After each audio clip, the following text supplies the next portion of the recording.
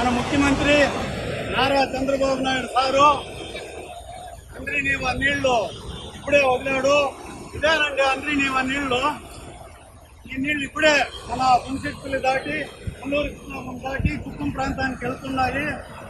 జగన్మోహన్ రెడ్డి గారు చూడండి, ఇట్లా ఆ కుప్పం సైడ్ చూడండి, మీరు వదిలేశారు ఆ రోజు నీళ్లు రాలే, 10 గంటల టైంలో మాయమైపోయా. కానీ మా నారా చంద్రబాబు నాయుడు వదిలేడు.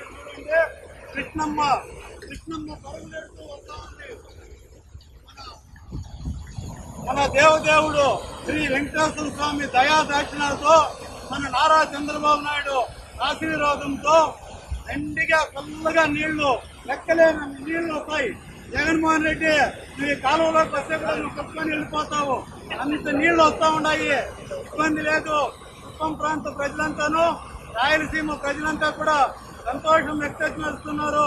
ముఖ్యంగా రైతులైతే అంత సంతోషంగా ఉన్నారు.